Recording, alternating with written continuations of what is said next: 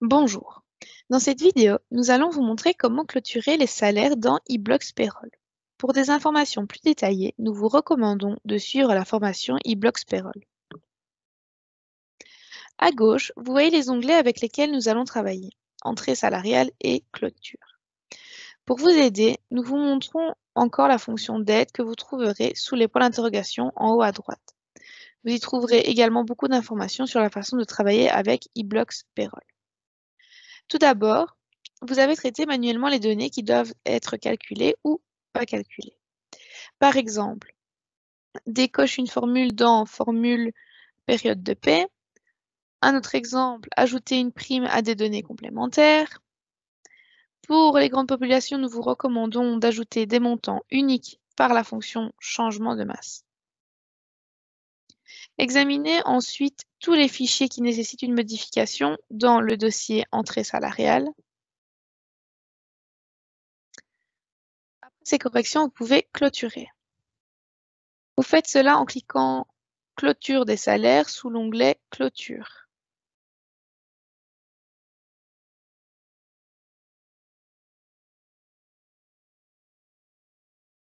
Choisissez maintenant la bonne classe de clôture et cliquez sur Exécuter.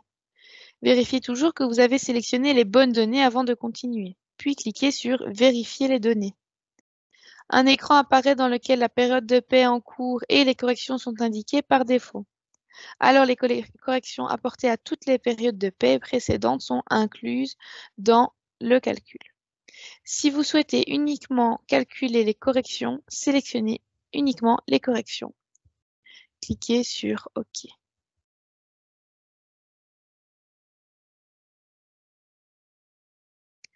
Le système vérifie maintenant les calendriers du groupe de travailleurs sélectionnés.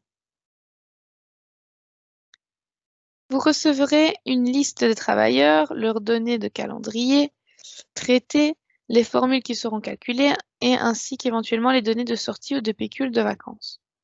Vous naviguez entre les travailleurs avec les flèches ou utilisez le bouton Chercher si vous voulez vérifier autre chose. Vous trouverez aussi un onglet avec des messages et un onglet avec des erreurs. Un écran de navigation apparaîtra à droite pour corriger les messages et les erreurs si nécessaire. Nous commençons avec les messages.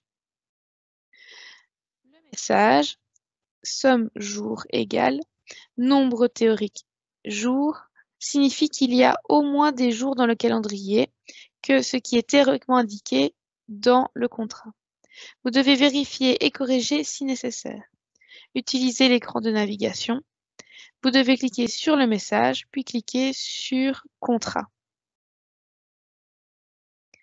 Emploi et vérifier le régime de travail et le régime de travail effectif. Après, cliquez sur Calendrier. On voit 4 jours, le régime effectif est bon. Le message concerne le système à 6 jours, mais le régime effectif est correct. Vous ne devez rien changer. Allez au travailleur suivant.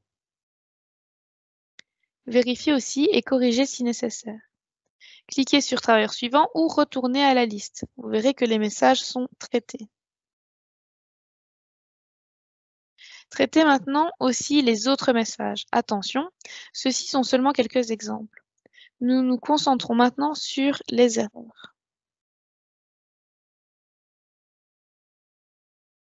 Lisez l'erreur. Si elle n'est pas claire, utilisez la fonction d'aide message d'erreur en bas à droite de la barre de navigation. Vous verrez ici qu'il y a des codes d'incapacité partielle de travail dans le calendrier, mais la suspension n'est pas en cours. Allez au calendrier. Via l'écran de navigation, vous voyez effectivement le code. Allez dans l'onglet Contrat, Emploi, et vous verrez que le travailleur est à temps partiel, mais que la suspension a été oubliée. Cliquez sur Suspension, puis Ajouter suspension via l'assistant. Remplissez tous les détails et cliquez sur Terminer.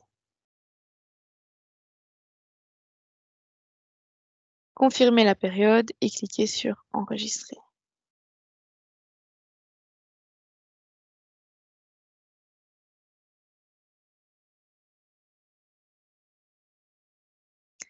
Vous pouvez maintenant retourner à la liste ou cliquer sur Travailleur suivant. L'erreur a été enregistrée.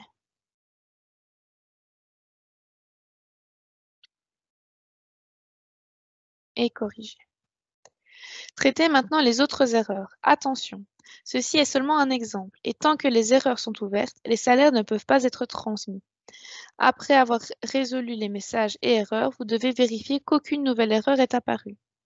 Cliquez toujours à nouveau sur Vérifier les données. Traitez les nouvelles erreurs si nécessaire. Avez-vous terminé? Cliquez sur Clôturer les données.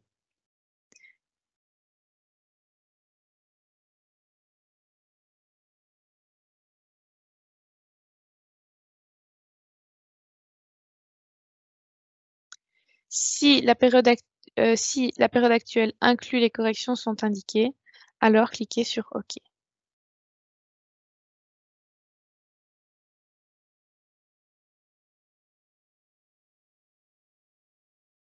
Le système vérifie maintenant les fichiers qui seront traités.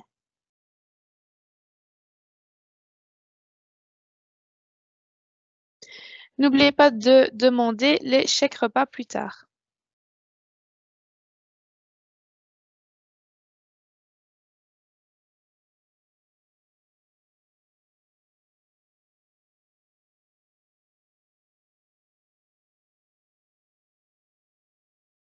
Vous recevrez un aperçu, la liste d'employés avec les prestations, les formules et les messages. Cliquez sur Envoyer données à SDWorks. Sélectionnez le bon groupe en cliquant sur OK. Vérifiez la classe et la période et cliquez sur Start. Choisissez Starten avec calcul test si vous souhaitez le recevoir dans eDocs pour vérifier ou choisissez Starten sans calcul test. Le système crée maintenant les transactions. Vous recevrez un rapport que vous pouvez imprimer et une notification indiquant que l'envoi a été effectué et correctement. Les salaires ont été envoyés avec succès à SDWorks. Votre conseiller de paye les traitera si vous les avez envoyés avant l'heure convenue. Alors, nous en avons fini. Maintenant, c'est à vous. Bonne chance.